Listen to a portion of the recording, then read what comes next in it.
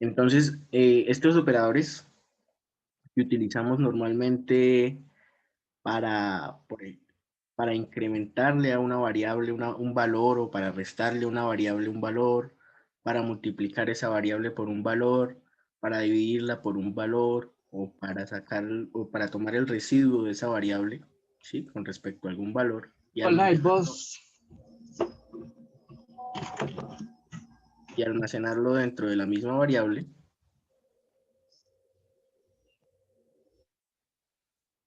¿Sí? Esto lo hacemos casi que, o sea, estos operadores son muy útiles sobre todo cuando estamos haciendo ciclos de repetición, en donde vamos a tener que actualizar muchas veces los valores de nuestras variables en función de cada iteración.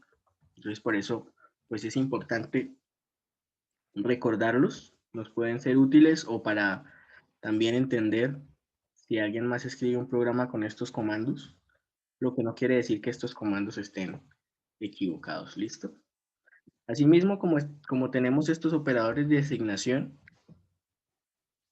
tenemos operadores de incremento y decremento, ¿sí? Entonces, tenemos el operador doble más y el operador doble menos, que son pues de incremento, el más, de decremento, el menos,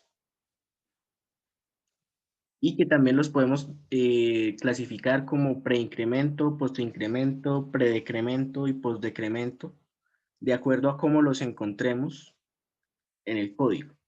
Entonces siempre vamos a tenerlos asociados a una variable, usualmente entera, ¿sí? Y lo que hacemos es, si le agregamos los signos antes del valor de la variable, le incrementamos el valor en 1 y luego utilizamos ese valor incrementado. Si le agregamos los signos después de la variable, utilizamos el valor de la variable y luego le incrementamos 1. Lo mismo pasa con los símbolos de decremento. Por eso tenemos preincremento, posincremento, predecremento y postdecremento.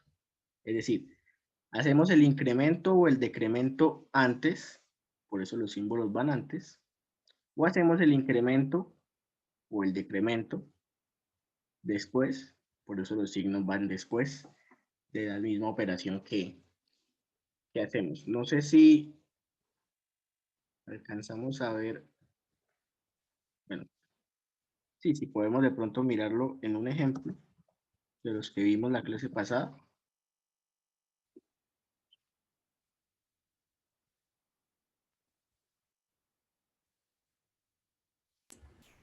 Profe, cuando uno pone lo de, por ejemplo, x es igual a x más 1, eso es ¿cómo era? ¿Qué se decía? Eh, Tenemos preincremento, Eso, posincremento, predecremento, postdecremento. No, ese cuando... esos No, son pero me estos. refiero que si la acción es la misma, o sea, ¿cuál? Si sería preincremento o posincremento. El de x igual a x más 1, así en un contador.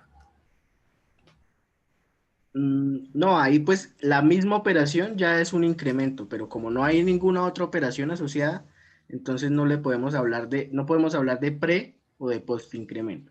Ahorita, no sé si de pronto con uno de los ejemplos, eh, creo que están es aquí, los de la clase pasada. Vamos a mirarlo con este, por ejemplo.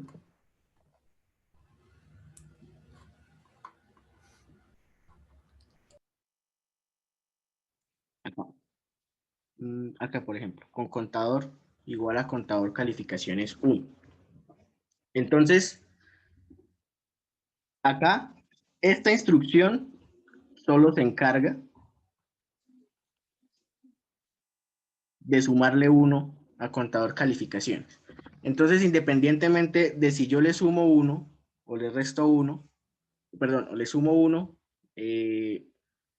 o mejor dicho, aquí no hay un punto de quiebre donde podamos hablar de incremento o de preincremento o de, perdón, sí, de preincremento o de postincremento.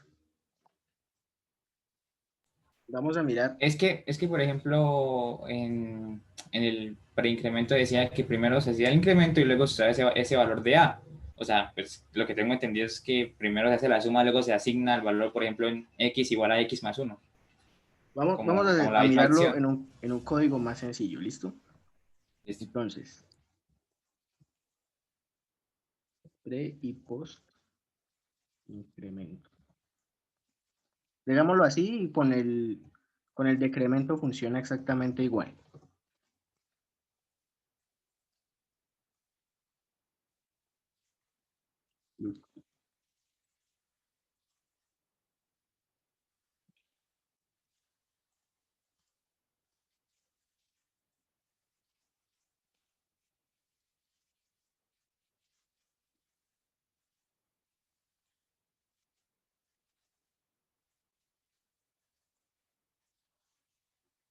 Entonces vamos a declarar una variable que sea contador.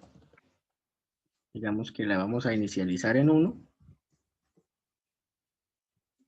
Y lo que va a hacer este programa es simplemente imprimir el valor de ese contador. Mientras el valor del contador sea menor o igual que 10. ¿Listo? Entonces, nosotros lo haríamos de esta manera. Imprimimos contador.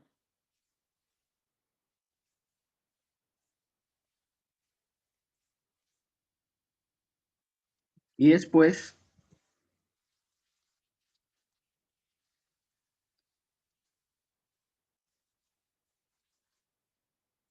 le agregamos 1 a contador para que vaya incrementando su valor. ¿Listo? Eso es lo que haríamos normalmente. Vamos a guardarlo mejor en la otra carpeta de módulos.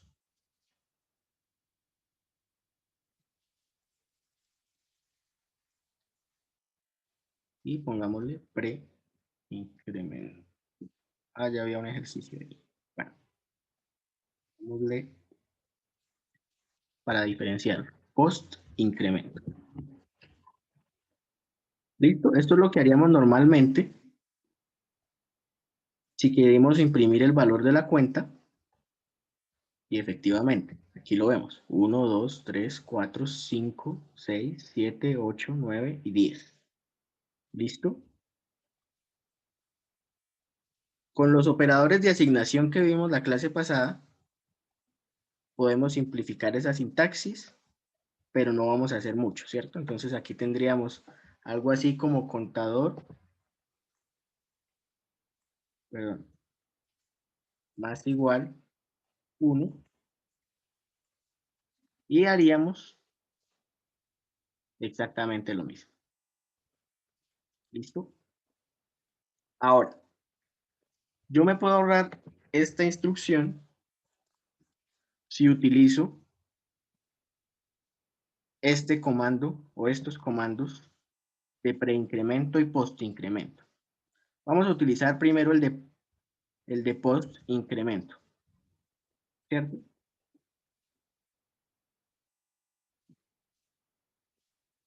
Entonces, ¿dónde lo voy a utilizar? Aquí mismo, en una instrucción donde yo estoy trabajando con esa variable.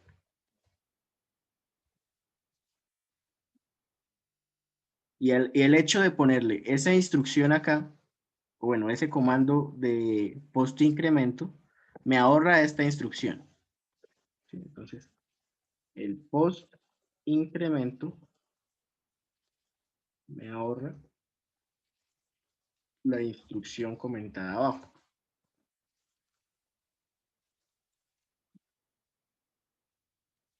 Yo compilo, ejecuto el código y pasa exactamente lo mismo.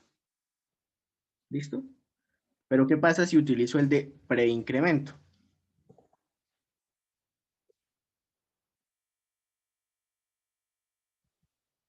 La cuenta inicia en 2 y termina en 11. Sí, aquí vamos a mirar la diferencia. Este con post incremento y este con preincremento. ¿Sí ven la diferencia?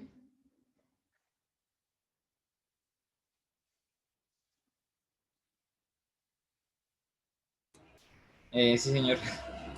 Bueno, esa diferencia la notamos acá porque estamos incluyendo esa sintaxis de incremento, bueno, de preincremento, de postincremento, dentro de una instrucción que además está utilizando la variable contador. Es decir, en este caso la estamos imprimiendo. Entonces lo que hacemos es imprimir contador y sumarle 1, en este caso, o sumarle 1 y luego imprimir contador. ¿Sí? De ahí la diferencia. Entonces, como con esta forma le estamos sumando 1 primero y luego la imprimimos, es que podemos hablar de preincremento. Ahora, si yo dejo esto así e incluyo la misma, la misma operación acá, lo cual también es válido, ¿sí? Me los imprime de 1 a 10. Y por otro lado, aquí también me los va a imprimir de 1 a 10. ¿Por qué? Porque en esta línea, a pesar de que puse las dos operaciones diferentes de preincremento y postincremento, solamente se ejecuta esa instrucción. ¿Sí? Entonces no tiene, digamos, no tiene importancia que le sume primero o que le sume después, porque esto es lo único que va a hacer en esta línea. ¿Sí? Por eso cuando hablamos acá de estas operaciones,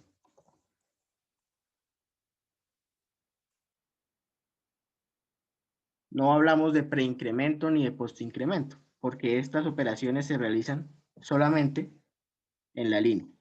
¿Sí? No tienen ningún efecto hacerlo antes o después. El efecto está cuando yo la incluyo dentro de una instrucción que hace más operaciones con esa misma variable. ¿Sí se entiende la idea? Profe, algo que no entiendo bien qué pasa. O sea, en el preincremento, ¿por qué también se imprimen 10 valores? O sea, pues sí entiendo que se imprima del 2 al 11, pero ¿por qué 10 valores? ¿No deberían ser 9? O sea, el contador no tiene como un valor más. O sea, el condicional debería tornarse falso antes, ¿no? No. Resulta que independientemente de si tenemos preincremento o postincremento, de hecho voy a poner las dos líneas acá para tener la comparación.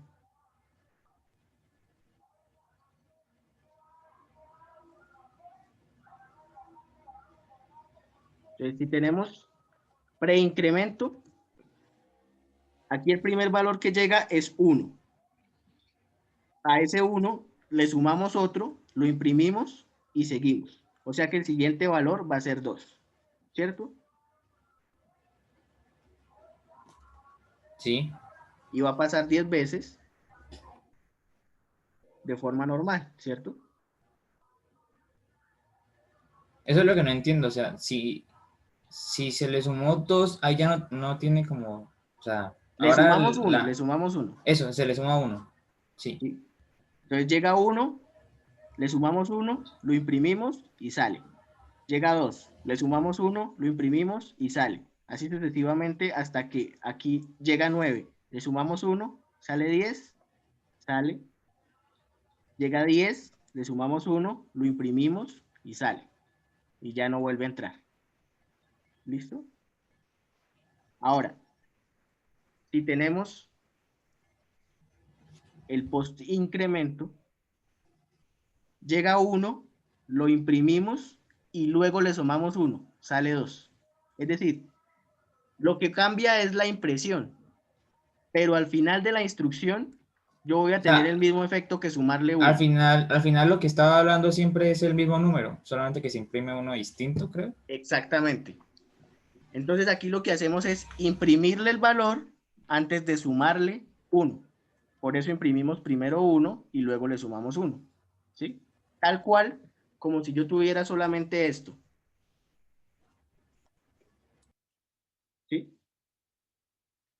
Mientras que si tengo el preincremento, es como si yo tuviera algo así. Primero le sumo 1, luego lo imprimo y ahí sigo. ¿Sí? Pero eso no quiere decir que el condicional vaya a cambiar o que se vaya a desplazar el contador. No, porque en cada iteración le estoy sumando 1. La única diferencia es que le estoy sumando antes o después de, en este caso, como la instrucción es imprimir, pues de imprimir el valor. Pero siempre van a ser en este caso los 10 valores o las 10 iteraciones las que van a pasar por el ciclo. Profe, ¿y solo se puede sumar más 1? O sea, no puede ser, por ejemplo, más 2. Con estos operadores sí. Solo se suma o se resta 1. Ah, vale, profe. ¿Listo? Es diferente a lo que teníamos acá. Profe, ¿y si se le agrega otro más? Seguramente haya un error de sintaxis. Vamos a dejarlo aquí.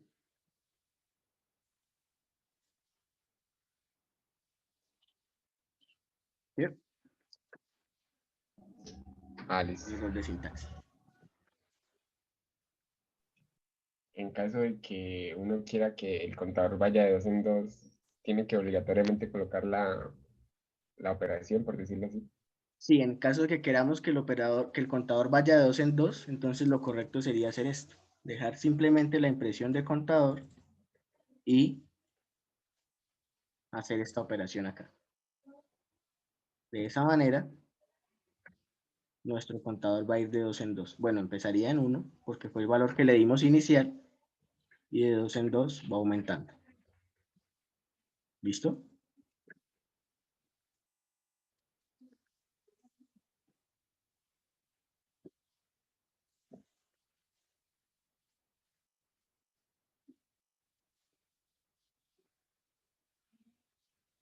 Bien.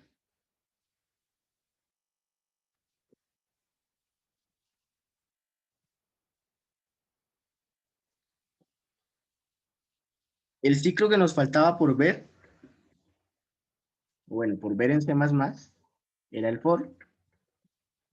Ya habíamos revisado en PCInt, ya más o menos conocemos su estructura, ¿sí? Sabemos que el for está predefinido para que itere por un número finito de valores, o por lo menos por un número predeterminado, que haga un número predeterminado de iteraciones. En el caso de C++, la sintaxis se realiza de esta manera. Tenemos el for, la palabra clave for, entre paréntesis, así como en el while especificábamos la condición, aquí vamos a especificar todo lo que nos condiciona ese for. Y ese for está condicionado por un valor inicial, un valor final o una condición para terminar ese ciclo for y un incremento que también puede ser negativo, que puede ser diferente de 1, separados todos por punto y coma. Debajo del for podemos incluir la instrucción o la serie de instrucciones, que puede ser así como está ahí, sin llaves, ejecutando una sola, o con llaves, si queremos abarcar más de una instrucción.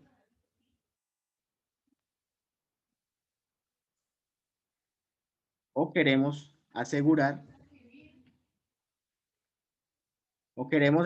entonces que todas las instrucciones que están dentro de la llave sean ejecutadas correctamente.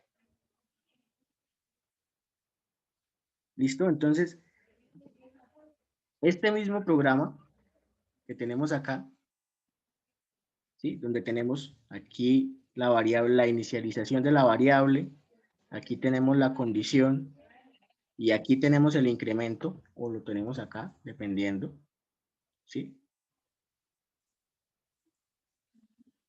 También lo podemos establecer mediante un ciclo for.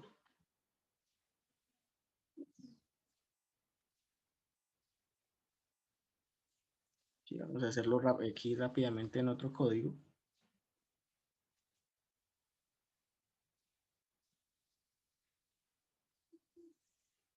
Ciclo for.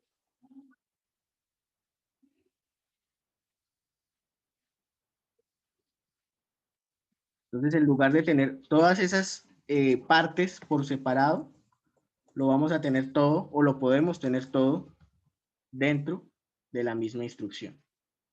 For int contador igual a 1, aquí donde estamos inicializando la variable. Aquí ponemos la condición de parada, contador menor o igual que 10, punto y coma. Y acá ponemos el incremento. Lo podemos poner de esta forma. Lo podemos poner de esta forma.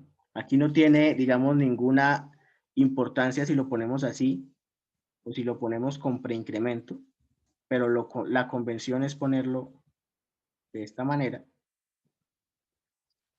Y acá tendríamos la instrucción de imprimir el valor precisamente de esa cuenta. ¿Listo?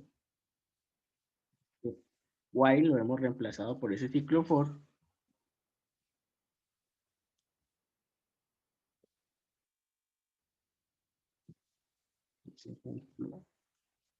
Ciclo for.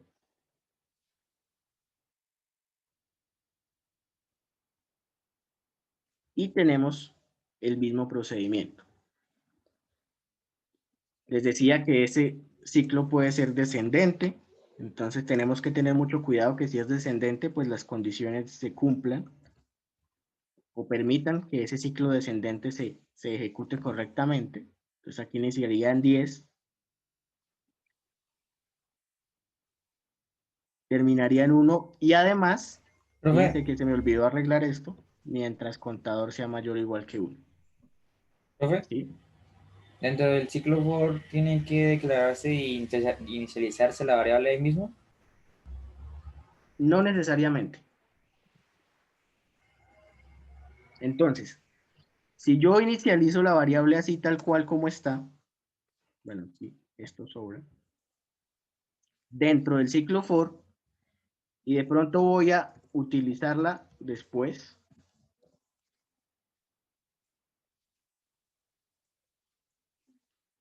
voy a tener un problema.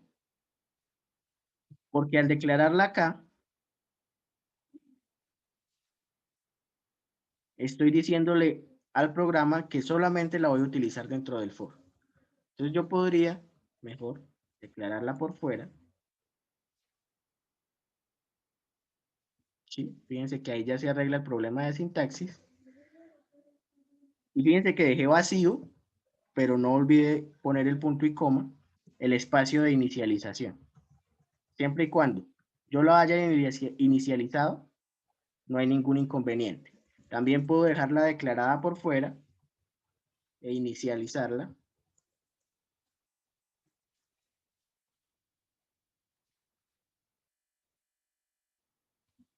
Dentro del for.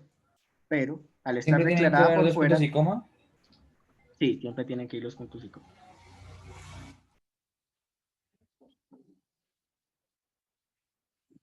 Profe, ahí con ese código, ¿qué valor imprimió al final de contador si no estaba declarado un valor?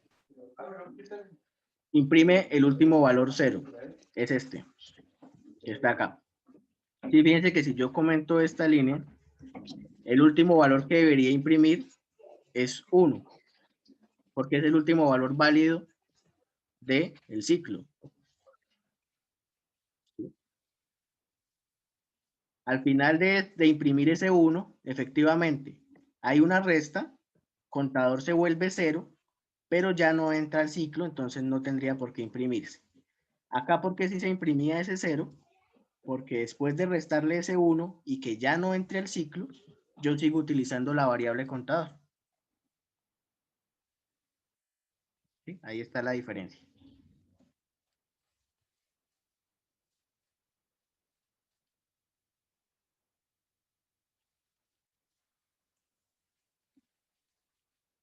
Acá puedo poner... Ese es el que primero se utiliza la variable y después se resta, ¿verdad? sí, pero como les decía, aquí no hay ninguna diferencia entre poner, bueno, ponerla otra vez acá, entre ponerla así, ¿sí?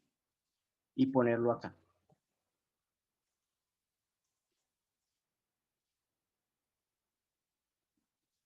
Sí, no tiene ningún efecto. Simplemente es para indicarle, o sea, el hecho de que aquí hayan estos puntos y coma es de forma que separen la instrucción. Entonces es como si esto fuera una sola instrucción a través de la que le indicamos al programa que la cuenta va a ir decrementando en 1 por cada iteración. Y también pasaría lo mismo con el más, ¿cierto? Claro. A cualquier lado que se ubique va a pasar lo mismo. Con el más pasa lo mismo, pero la convención es siempre ponerlo a la derecha, es decir, como un post incremento. Simplemente es, digamos, como por costumbre, que se hace así.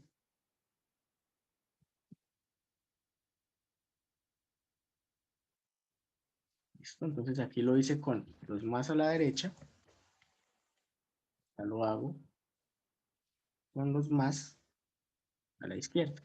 Y en ambos casos se imprime desde el 1 hasta el 11, que es el último valor que está aquí por fuera de ese ciclo for. Ya tengo varias ventanas aquí abiertas.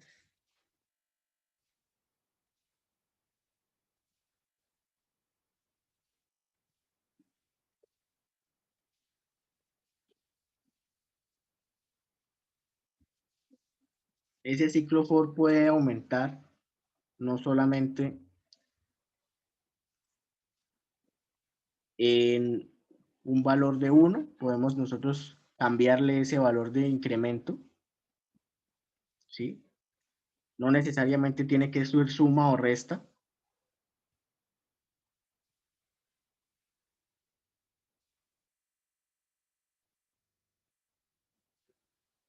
¿Sí? Entonces aquí lo que hice fue incrementarla de forma, bueno, a través de productos. Este último valor que se imprime, por supuesto, es el valor que ya no cumplió la condición. Y básicamente cualquier operación aritmética sería válida dentro de estos espacios. Y pues lo más importante es que desde el punto de vista lógico, nuestro for cumpla con la condición que nosotros queremos. Profe, no entendí por qué aún con el preincremento se sigue imprimiendo del 1 al 10.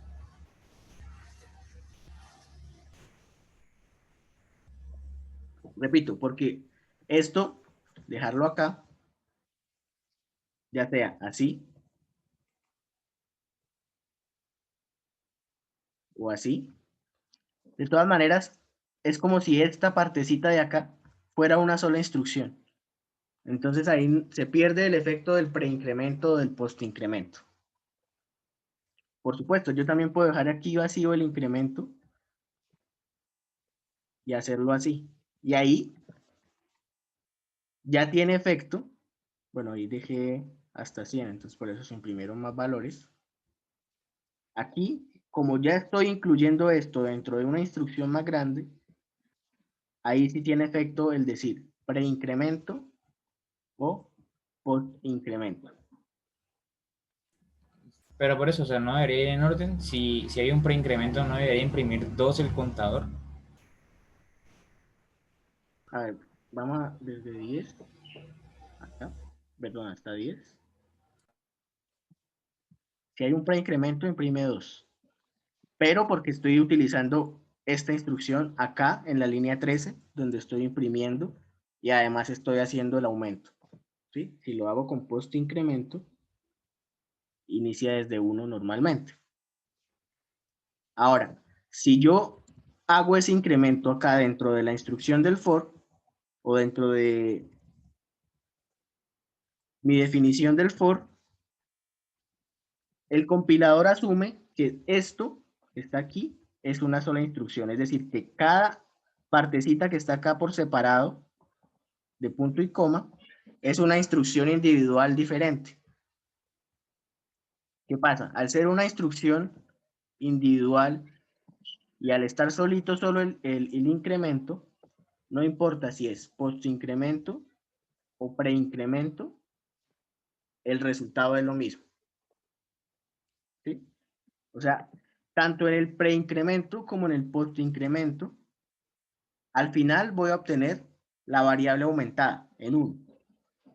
La diferencia es que si yo utilizo ese preincremento o ese postincremento en una instrucción más grande, como este es el caso de la impresión, ahí es donde tiene efecto o donde marca la diferencia ese preincremento o ese postincremento.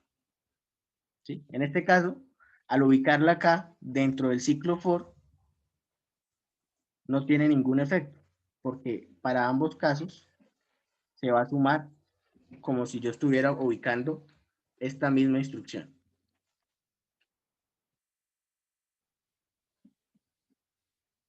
¿Sí?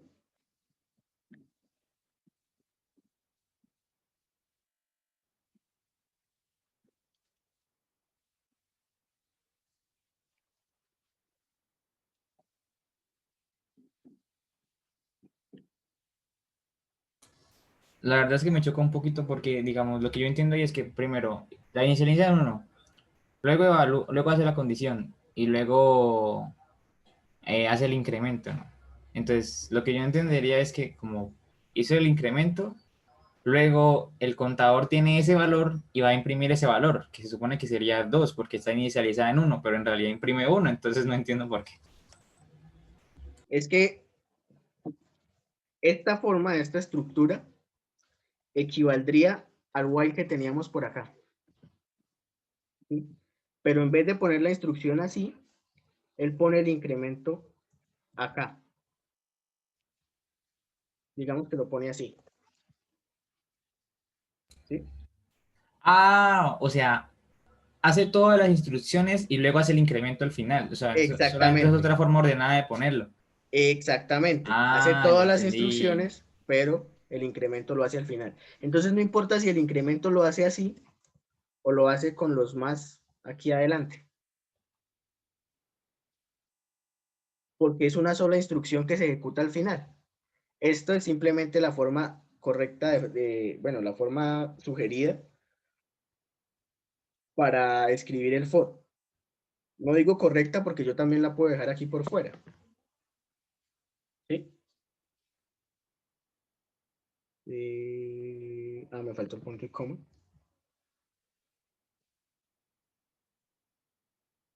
¿Sí? Pero básicamente la instrucción no tiene ahí ningún efecto. Ahora, es diferente si yo la estoy utilizando aquí ya dentro. O sea, aquí el problema o la diferencia es utilizarla dentro de otra instrucción que no tiene nada que ver con el for, que es en este caso la impresión. Entonces, si yo hago eso mismo, pero si le incluyo el post-incremento o el pre-incremento a esta instrucción cout, ¿sí? Ahí sí vamos a ver la diferencia. Pero es por la instrucción cout, no por el for. Es por esa instrucción cout y no por el for que se nota la diferencia. ¿Listo?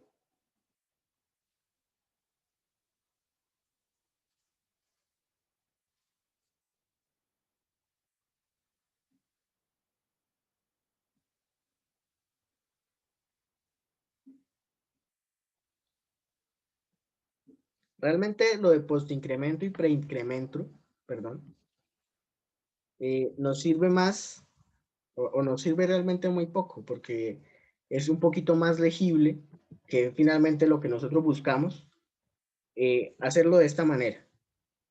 ¿Sí? Entonces, o sea, con la instrucción de incremento aparte de lo que nosotros hagamos. Entonces, en lugar de escribir esto, incluso yo puedo utilizar el mismo operador, pero por separado. Y ahí ya no tiene ningún efecto el preincremento o el postincremento. ¿Qué es lo que pasa con el ciclo for? ¿Listo?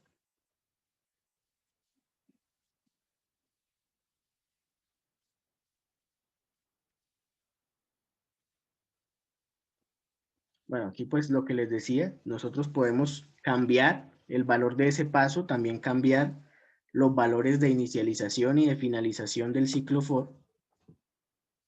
Entonces, para sumar los enteros pares de 2 al 20, yo primero tendría que imprimir, o por lo menos encontrar esos enteros pares del 2 al 20.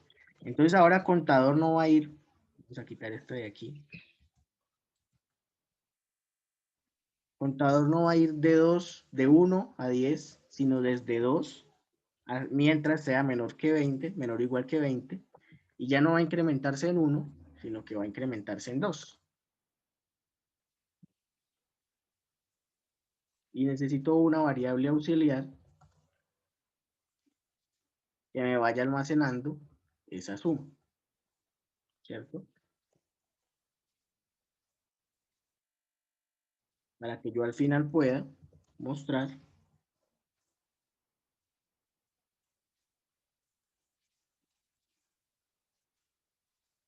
aquí vamos, es un formato sencillito, la suma es suma.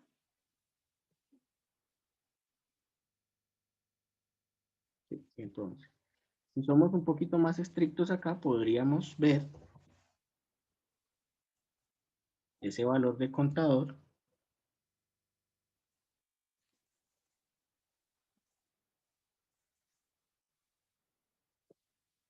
para verificar que efectivamente estemos sumando los números que son.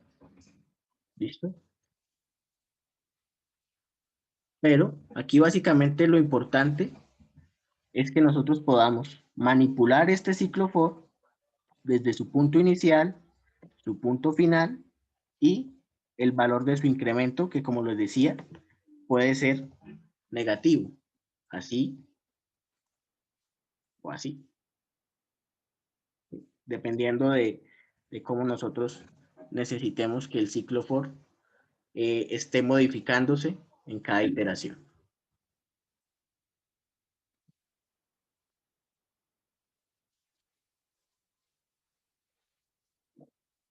Hay otra variación del ciclo while, que es el ciclo do while, en donde la instrucción se evalúa al final. Entonces, las instrucciones que están en el cuerpo se ejecutan al menos una vez. ¿Sí? A diferencia del while. Vamos a mirarlo acá. Ejemplo.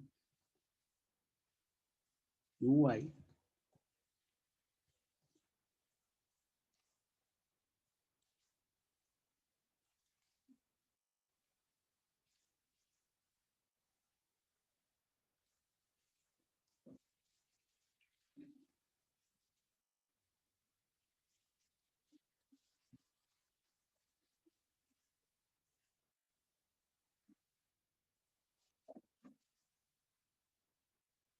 Entonces, si nosotros tenemos un while, vamos a retornar pensando en la misma cuenta, entonces contador igual a 1.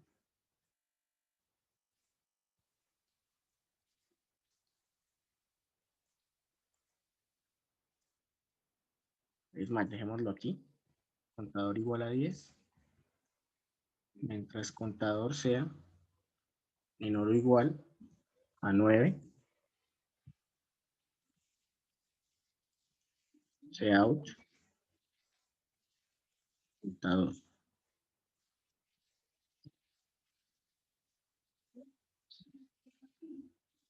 Sí, esto sería un ciclo while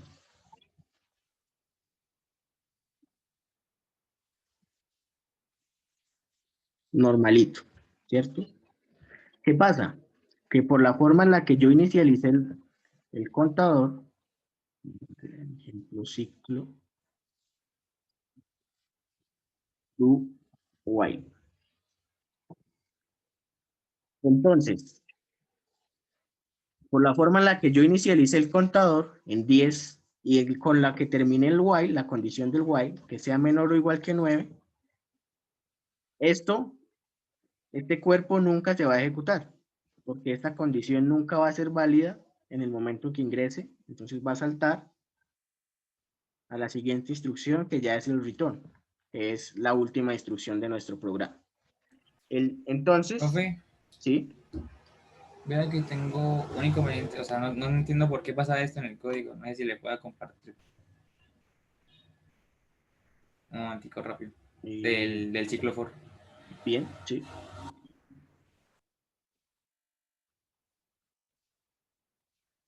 Listo, creo que ya.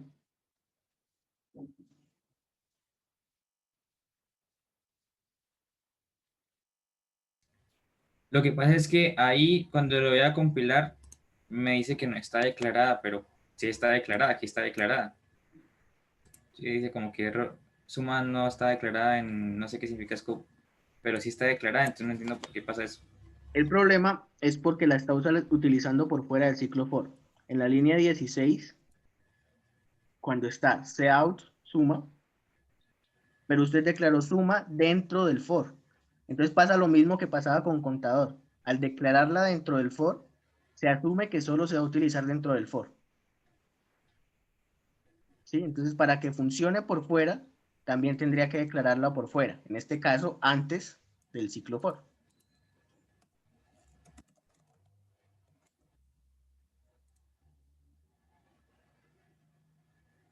Y la de la línea 13 sobraría. Esta. Uy, ¿qué pasó? No hizo nada.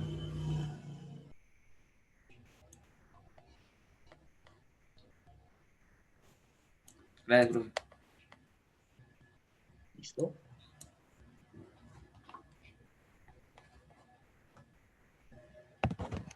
Bien. Venía mostrándoles que el while tiene la opción o tiene la posibilidad de que en de que en No sé qué le determinadas pasó a mi pantalla. condiciones, de que bajo determinadas condiciones no se ejecute el cuerpo de esa instrucción. Por otro lado, la que estamos viendo aquí, la instrucción do while, lo que hace es mover esta parte de acá del cuerpo, aquí arriba, do, el cuerpo y la condición. Entonces, esta evaluación se ejecuta. Siempre me falta el complicado.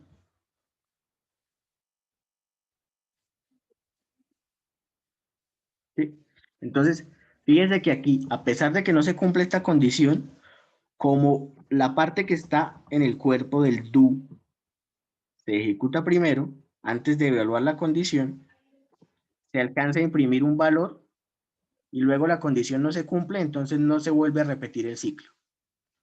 Ahora, si yo dejo de esta forma,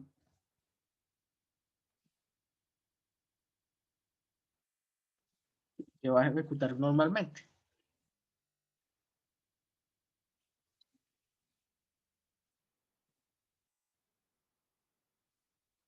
Pero aquí, a pesar de que la condición no se cumplía desde el principio, vamos a ponerle 11,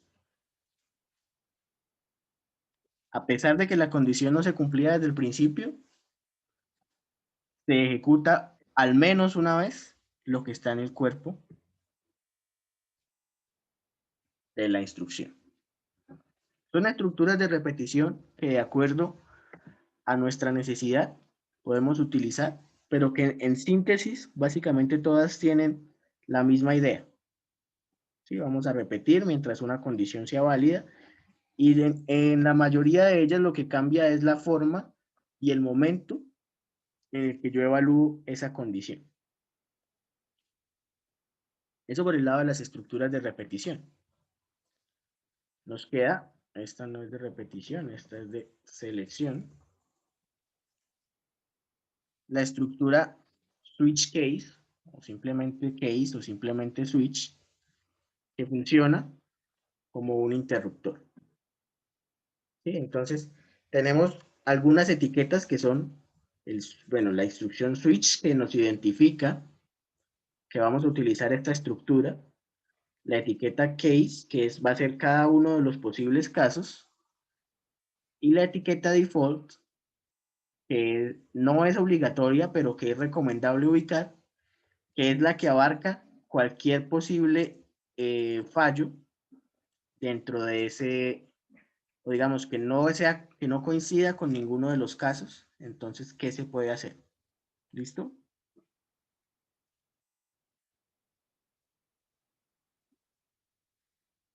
Aquí tenemos la sintaxis, entonces, de esa estructura switch case. Y aquí tenemos una particularidad, y es que para cada caso, si se ejecuta, se seguiría cumpliendo las demás instrucciones, a menos que explícitamente se le diga a través de la palabra clave o de la instrucción break que se rompa. ¿Listo? Entonces, ese break hace parte de toda la estructura switch case. Entonces, vamos a hacer un ejemplo suponiendo que yo quiero imprimir las vocales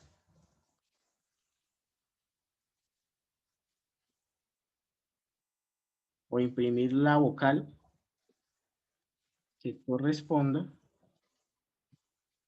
al número ingresado. ¿Sí? Entonces yo voy a ingresar un número del 1 al 5 y vamos a imprimir la vocal que corresponda a ese número.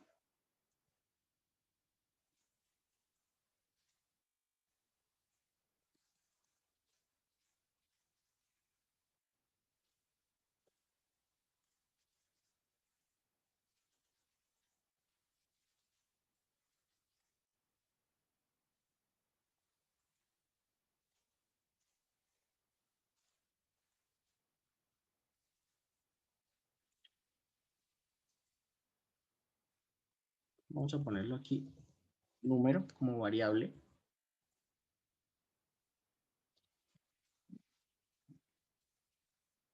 Voy a poner un mensaje corto, ingrese el número.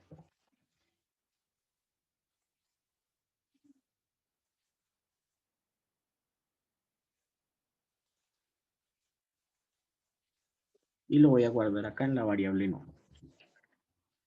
Si lo hiciéramos a punta de if, tendríamos que tener en cuenta todas las condiciones. Si número es igual a 1, out a, else if, por ejemplo, o sea, si no es 1, busque el 2,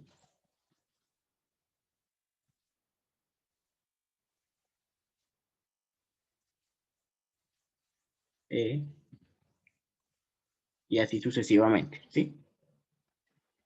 El switch case es una estructura alternativa para tener esas selecciones, esas posibilidades de selección múltiple.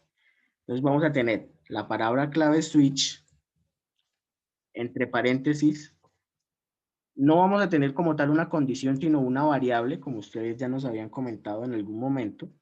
¿Sí? Entonces en este caso la variable que debe ser entera es número. Abrimos. Sí. Ahora sí. Los corchetes, o las llaves mejor, que corresponden al cuerpo del switch. Y para cada caso vamos a tener esta estructura. Entonces, el caso en el que el número valga 1, ¿sí? Es la palabra clave case, el valor de la variable, 2 puntos, out, a. ¿Listo? Y al final rompemos con la palabra clave break. Esto creo que puede ir.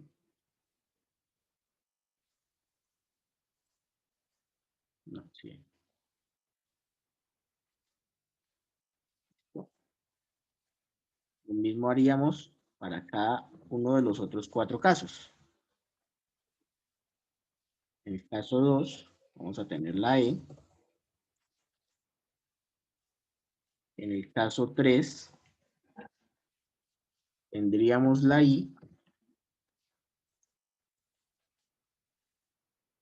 En el caso 4, tendríamos la O.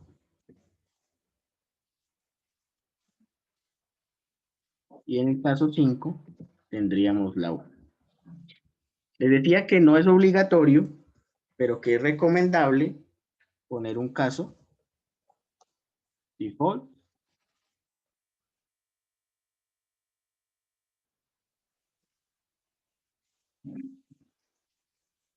Pues el número no corresponde a ninguna vocal, por ejemplo.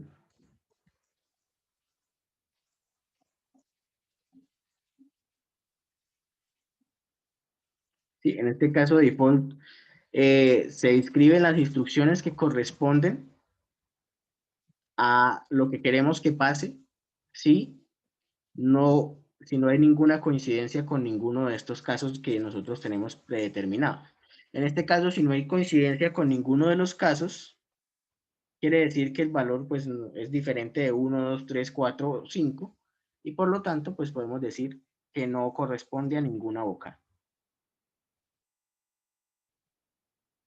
¿Listo? Aquí no es necesario, pero por simetría también se suele ubicar la instrucción break. ¿Listo? Fíjense aquí, ya coincidimos con las instrucciones.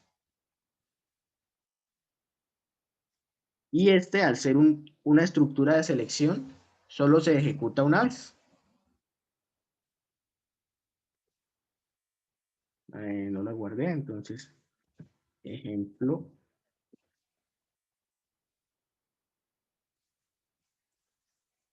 Switch. Sí.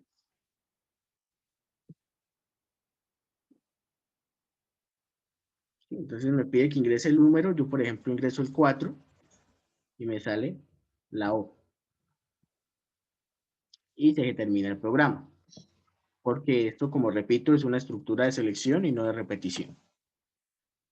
Si yo ingreso el número 3, se imprime la I.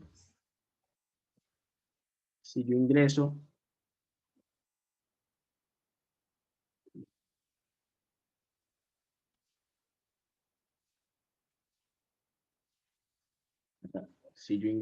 un valor diferente, me dice que el número no corresponde a ninguna vocal. Es decir, aquí estoy en el caso default. ¿Listo? Profe, una pregunta, en el número que va después del case del caso se puede colocar alguna condición o tiene que ser un número así en específico. Por ejemplo, que yo quiero que todos los números del 5, o sea, de 6 para arriba me salga que no pertenece a ninguna vocal. No podría colocar en el caso 6, por ejemplo, números mayores o sea, mayores a 6 que No, en este caso tenemos que los casos son valores específicos de la variable. Lo que nosotros podemos hacer es a través del default, de pronto incluir una estructura if que me diga si número es mayor que 6, mayor o igual que 6, por ejemplo. Y ahí hacer lo que usted dice. Ah, vale, profe, ya entiendo. ¿Sí? Eso sería como lo único que se podría hacer. O sencillamente dentro del default poner todo. Porque aquí cada caso corresponde a un valor específico de la variable número. ¿Listo? Listo, profe, gracias. Ok. Esa era la instrucción que nos faltaba por ver para terminar esta partecita. Y por supuesto, entonces tenemos unos ejercicios para practicar. Entonces vamos a tener lo que resta de clase para que ustedes empiecen a trabajar con ese taller. Ya lo comparto. Ah, lo cerré. Bueno, no importa.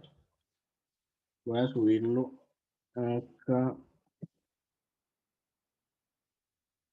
Y se cerró la sesión.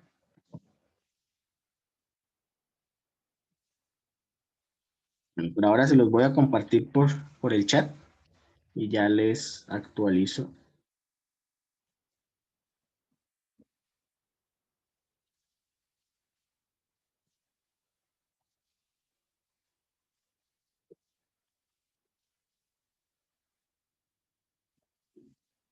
Claro, tampoco se...